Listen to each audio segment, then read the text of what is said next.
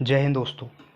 स्वागत है आपका जियो ज़िंदगी सेवन चैनल में। यहाँ पर आज हम जो पिछली वीडियो जो हमने शुरुआत की थी उसी का ये सेकंड पार्ट है। यदि आपको संविधान आसान तरीके से समझना है तो आप पिछली वीडियो पर जाइए, उसे देखिए, उससे आपको एक पृष्ठभूमि पता चलेगी। इसके बाद आप इस वीडियो पर आइए। तो इस वीडियो में हम 1813 से लेकर 1909 तक के जितने एक्ट हैं उनको क्रमबद्ध तरीके से पढ़ेंगे। ठीक है, तो हम शुरुआत करते हैं। 1813 का जो अधिनियम एक्ट था उसमें कौन कौन सी ऐसी बातें थीं जिनको हमें एग्ज़ाम के हिसाब से याद रखना है। ठीक है, तो 1813 का जो चार्टर एक्ट है उसमें सबसे पहला पॉइंट ये आता है, कंपनी के व्यापारिक एकाधिकार को समाप्त कर दिया गया। अब ये पॉइंट इसमें क्यों लिखा गया है, इसका हमें ये जानना ज़रूरी है, क्योंकि अब हम इसको रटेंगे तो हम भूल जाएंगे, लेकिन हमको याद रखना है। अब इसका हम शुरुआत में जाते हैं। जब 1765 के बाद जब ईस्ट इंडिया कंपनी ने भारत पर व्यापारिक एकाधिकार जमाया था, तब से लेकर के और 1813 तक वो एकाधिकार बना हुआ था।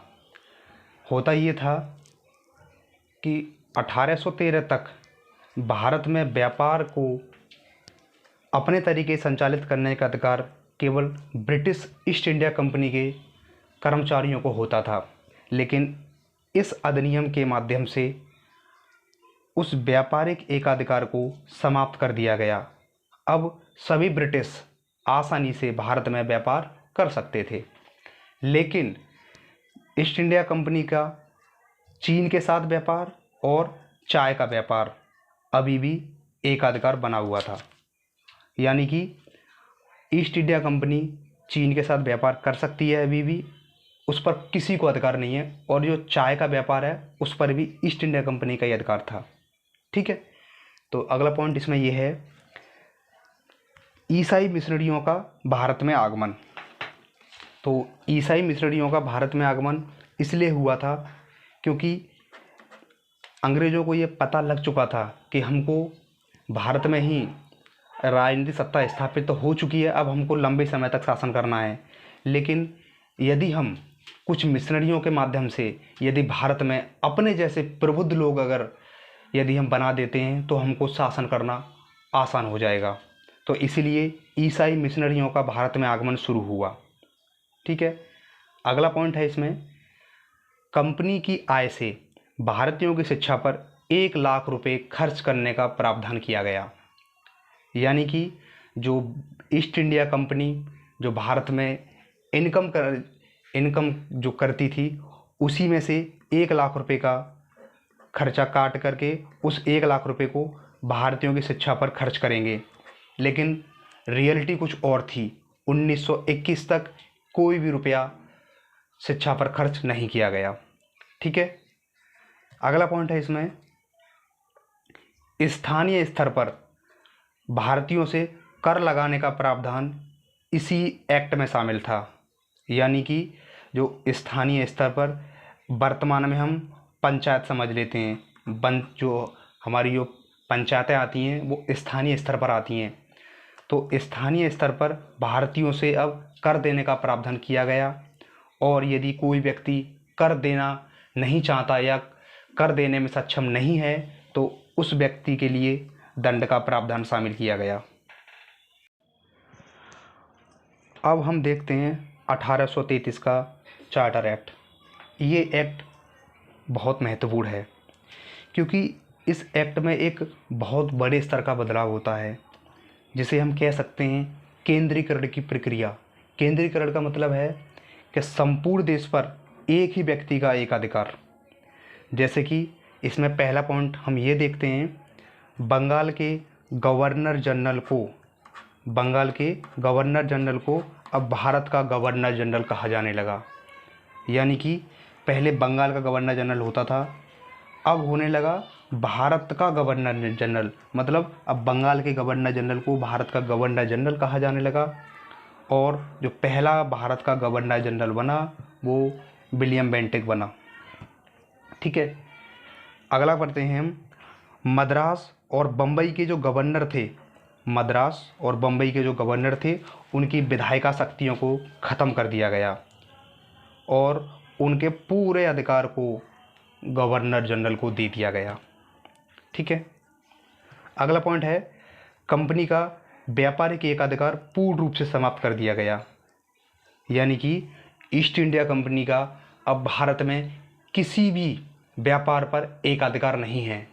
मतलब अब कोई भी ब्रिटिश भारत में आके या तो चीन के साथ व्यापार कर सकता है, चाय के साथ व्यापार कर सकता है, कुछ भी। मतलब ईस्ट इंडिया कंपनी का व्यापारिक एकाधिकार पूर्ण रूप से समाप्त कर दिया गया। ठीक है।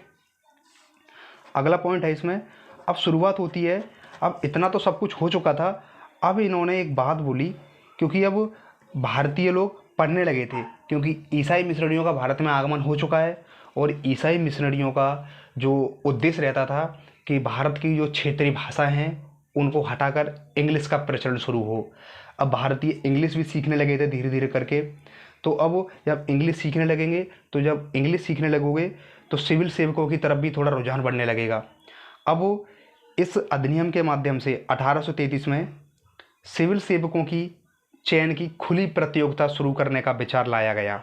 मतलब जो सिविल सेवक थे, इनको पहले ICS बोलते थे हम, इंडियन सिविल सर्विसेज।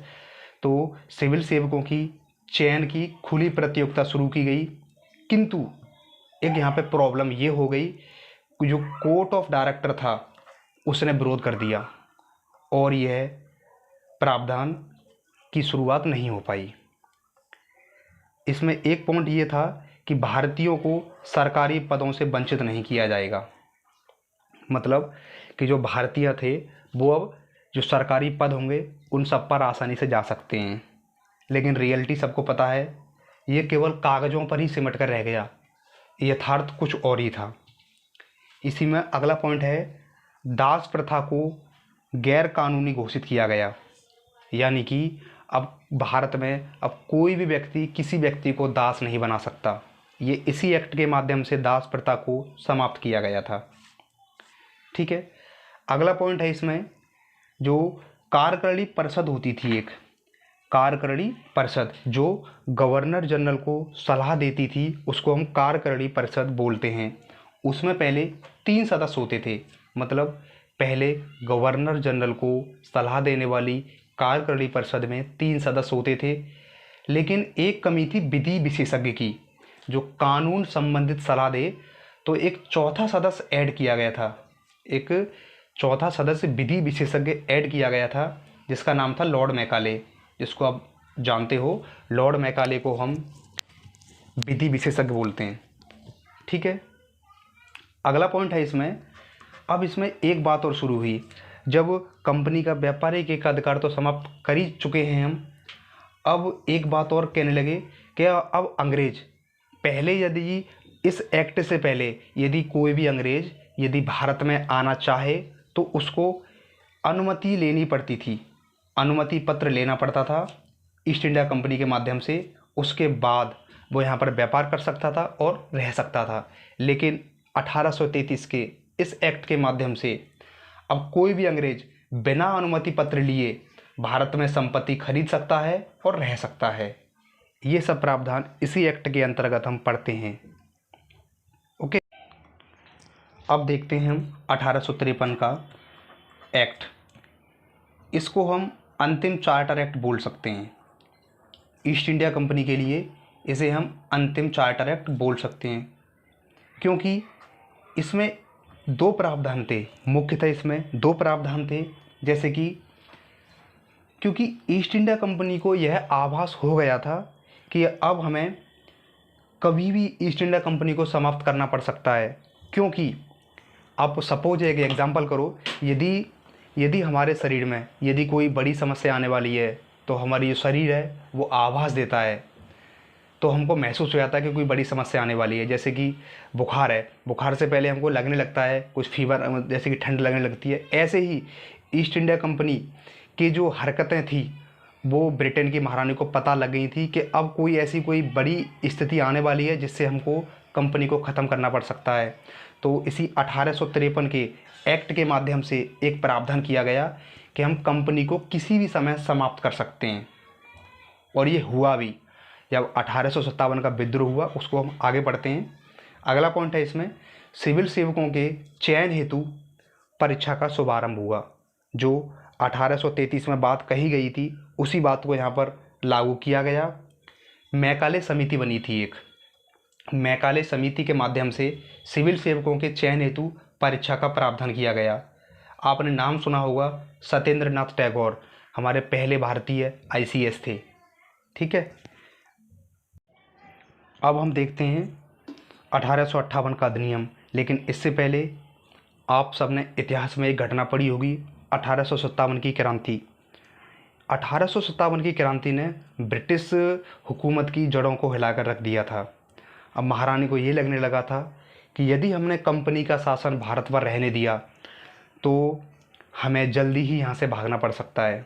तो ब्रिटेन की महारानी ने बहुत बड़े बदलाव किए, अपने अधिनियम में बहुत बड़े बदलाव किए, जिससे हम ये देख सकते हैं कि आने वाले जो 90 वर्षों तक जो कंपनी के जो शासन को रूपांतरण करके ब्रिटेन ने हमारे ऊपर डायरेक्टली शासन किया था। तो इसी से हमारी भारतीय संविधान की नींव का आभास होता है। तो महारानी ने कुछ घोषणाएं की, इनको हम देख सकते हैं। पहला किया कि भारतीयों के साथ अब स्वतंत्र व्यवहार किया जाएगा। मतलब पहले क्या होता था कि रंग के आधार पर और स्थिति के आधार पर, इनके आधार पर भेदभाव करते थे अंग्रेज, ईस्ट इंडिया कंपनी के कर्मचारी। लेकिन अब भारतीयों के साथ स्वतंत्र रूप से व्यवहार किया जाएगा। जो वर्तमान में हमारा संविधान है, आर्टिकल 19 इसी पर आधारित है। दूसरा एक प्रावधान महारानी ने ये किया कि भारत के जो प्राचीन रीति रिवाज हैं और जो हमारी परंपरा हैं, उनका संरक्षण किया जाएगा। जो वर्तमान में हम देखते हैं, हम आर्टिकल 25 में किसी भी धर्म को हम स्वतंत्र रूप से मान सकते हैं, हम पर कोई भी बाउंडेशन नहीं है, हम किसी भी धर्म के हैं, हम किसी भी देवी देवता को मान सकते हैं। अगला ही घोषणा की, सभी भारतीयों को निष्पक्ष रूप से कानून का संरक्षण दिया जाएगा। यानी कि आर्टिकल 14 की बात की थी महारानी विक्टोरिया ने, जो वर्तमान में आर्टिकल 14 है। इसका मतलब ये है कि कानून के समक्ष सभी लोग बराबर हैं। अगली घोषणा की थी, बिना भेदभाव के योग्यता के आधार पर भारतीयों को सरकारी नौकरियां प्रदान की जाएंगी, जो वर्तमान में अनुच्छेद 16 में प्रावधान है। इसके बाद 1858 का अधिनियम पास किया और कंपनी का शासन पूर्ण रूप से समाप्त कर दिया गया, और अब गवर्नर जनरल को अब वायसराय कहा जाने लगा। तो यहाँ से शुरुआत होती है ब्रिटिश ईस्ट इंडिया कंपनी की, और इसको हम अच्छे तरीके से देखते हैं। अब वो 1858 का अधिनियम, हमें कुछ पॉइंट हैं इसमें याद रखने वाले, इनको हम देखते हैं। पहला पॉइंट था इसमें कि अब इस 1858 के अधिनियम के माध्यम से अब ईस्ट इंडिया कंपनी को भारत से पूर्ण रूप से समाप्त कर दिया गया, और अब भारत का शासन डायरेक्ट महारानी विक्टोरिया के हाथ में आ गया। पहला पॉइंट ये हो गया। अगला पॉइंट है इसमें, अब गवर्नर जनरल को वायसराय कहा जाने लगा। गवर्नर जनरल को वायसराय कहा जाने लगा।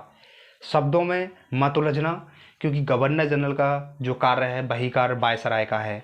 तो पहले जो हमारे वायसराय बने थे वो लॉर्ड कैनिंग बने थे, जो राज्य सचिव के प्रति जवाबदेह थे।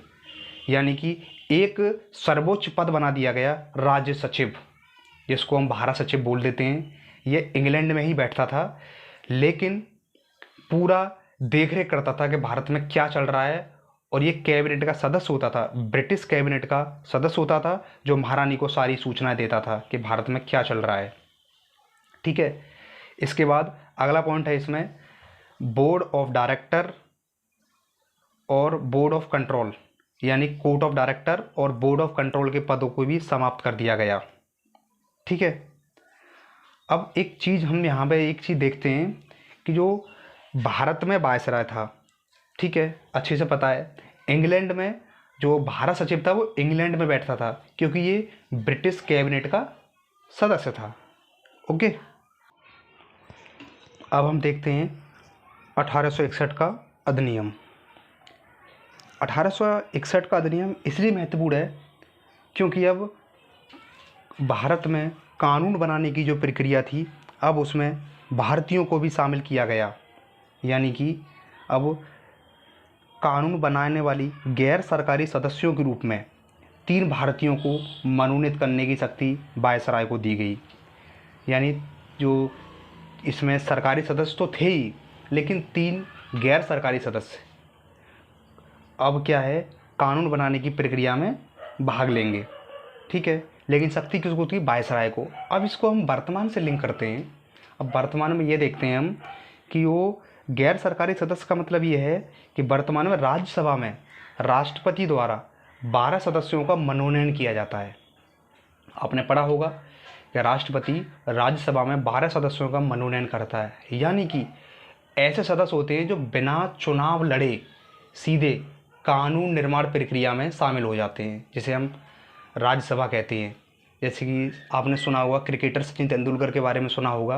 उन्होंने कुछ चुनाव तो नहीं लड़ा था, लेकिन उनको क्या है, एक कला के रूप में, कला साहित्य इन सब से अगर कोई विशेषज्ञ है तो उसको क्या है, 12 सदस्य चुन के राष्ट्रपति उनको राज्यसभा में भेज देता है। तो इसकी जो प्रक्रिया है इसी 1861 के अधिनियम से शुरुआत हुई है।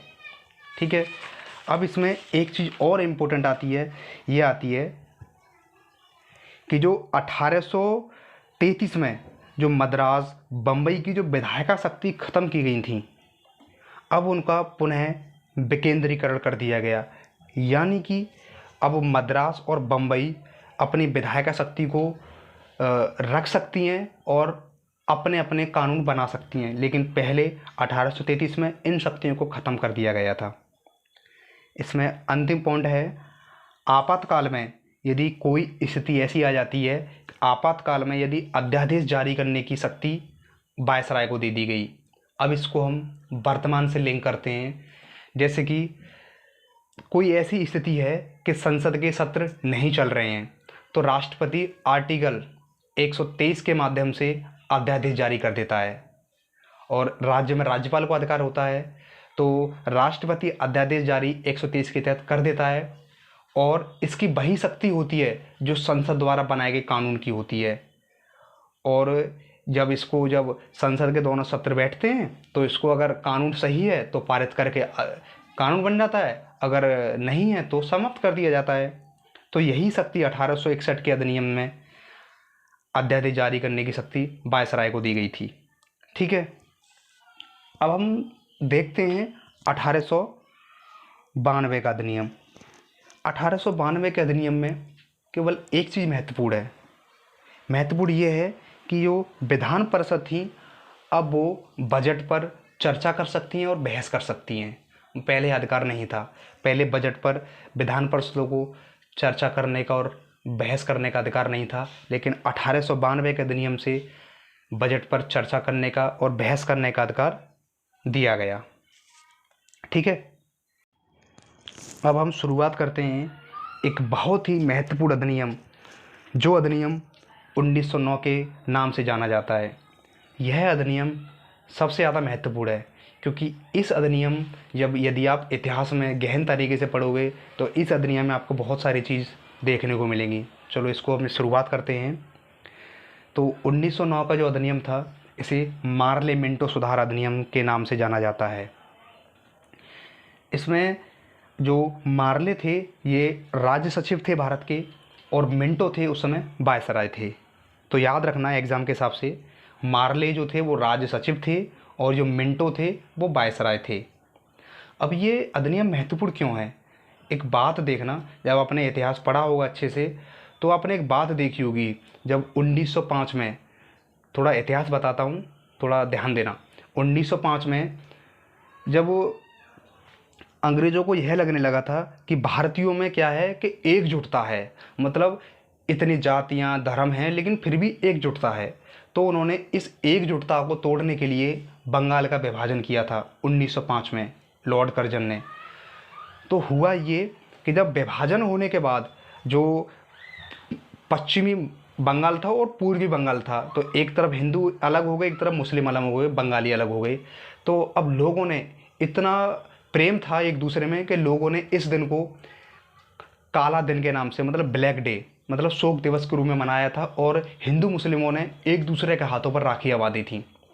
तो इसको हम अंग्रेज़ों को यह लगा कि इन लोगों में इतना भाईचारा है, इतना सब कुछ है, तो हमें कोई एक ऐसा अधिनियम बनाना चाहिए जिससे कि इनमें ये आपसी जो प्रेम की भावना है इसको हमें ख़त्म करना है। तो यही चीज़ यहाँ से शुरुआत होती है। अब आप आगे देखोगे, आप जब 1909 का जब अधिनियम आया पार्लियामेंटो सुधार, तो इसमें क्या है, इसी चीज़ को आधार बना दिया। मतलब पहला पॉइंट है इसमें सांप्रदायिक निर्वाचन की शुरुआत। यानी कि यदि कोई स्थान है, यदि वहाँ से कोई मुस्लिम कैंडिडेट खड़ा है तो उसको मुस्लिम ही वोट डालेगा। मतलब ये क्या है, एक फूट डालो राज करोगे नीति का सबसे शुरुआती चरण था। यानी कि यदि कोई मुस्लिम, सपोज करो अलीगढ़ है हमारा, मैं अलीगढ़ को छोटा एग्जांपल लेता हूँ। यदि अलीगढ़ से यदि कोई मुस्लिम खड़ा है तो उसको वोट मुस्लिम ही डालेगा। इससे क्या प्रतीत होता है, इससे ये प्रतीत होता है कि लोगों में क्या है, विद्वेष की भावना जाग उठे। यानी कि अब वहाँ पे और भी लोग रहते होंगे तो उनमें ये लगेगा कि हमारा तो अधिकार ख़त्म हो रहा है, अब एक ही व्यक्ति को अधिकार दिया जा रहा है। तो यहाँ से ही सांप्रदायिकता की स्थिति जो वर्तमान में आप जो देखते हो, छोटी छोटी बातों को लेकर के जो सांप्रदायिकता का माहौल हो जाता है, वो इसी 1905 का जो बंगाल विभाजन था उसके बाद जो 19 का अधिनियम था, इसी से शुरुआत होती है। तो हमने एक चीज़ सीखी कि हमको अपने संविधान में इन सब चीज़ों से दूर हटना है, और हमारे संविधान निर्माताओं ने आर्टिकल 325 ऐड किया और इसमें एक बात बोली कि अब बिना भेदभाव सभी को मत देने का अधिकार है, और किसी भी जगह से अगर कोई भी कैंडिडेट खड़ा है तो उसी को, कोई किसी भी धर्म का, किसी भी जाति का व्यक्ति उसको वोट डाल सकता है। तो मत देने का अधिकार सभी को दिया गया। ठीक है, तो अब इसमें एक चीज़ हम देख सकते हैं कि जो पार्लियामेंटो सुधार था, इसमें सबसे इम्पोर्टेंट यही है कि सांप्रदायिक निर्वाचन की प्रक्रिया शुरू हुई। एक ये पॉइंट हो गया। इसमें अगला पॉइंट है, अब वायसराय की जो कार्यपालिका थी, अब उसमें एक भारतीय को शामिल किया गया जिसका नाम आपने सुना होगा, सत्येंद्र सिन्हा, जो हमारे विधि सदस्य थे। सत्येंद्र सिन्हा विधि सदस्य थे। अब वो कार्यपालिका में, वायसराय की कार्यपालिका में उनको शामिल किया गया था। तो आज का लेक्चर यहीं पे हम समाप्त करते हैं। अब मेरी आपसे एक रिक्वेस्ट है, मेरा जो ये वीडियो बनाने का उद्देश्य केवल इतना है कि आप इस वीडियो को देखिए, अच्छे से देखिए, 1-2 बार सुनिए, उसके बाद आपको कोई भी एक अच्छी किताब पढ़नी है, वो आपको किताब समझ में आने लगेगी, इंटरेस्ट आने लगेगा। क्योंकि हम पढ़ते हैं भूल जाते हैं, इसका मतलब ये है कि हमको थोड़ी व्यवहारिक नॉलेज नहीं होती है। टू द पॉइंट बताने मुझे कोई प्रॉब्लम नहीं होगी, लेकिन मेरा जो वीडियो बनाने का उद्देश्य यही है कि आपको व्यवहारिकता बताऊं, थोड़ा उसके पीछे का बताऊं, थोड़ा इतिहास बताऊं। इससे क्या है कि आप लिंक कर पाओ और आप कोई भी टॉपिक किताबों से पढ़ने में आपको आसानी हो। तो आप ये बताइए, यहीं पे हम वीडियो को समाप्त करते हैं। अब जो आपकी प्रॉब्लम आ रही हो वो कमेंट सेक्शन में जाइए और लिखिए, ठीक है। और जो कमियां हैं उनको बताइए, हम आगे सुधार करते हैं वीडियो में। और जो आप कुछ भी लिखना हो तो हमें ज़रूर बताइए आपने लाइक या डिसलाइक क्यों किया है, ठीक है। Thank you.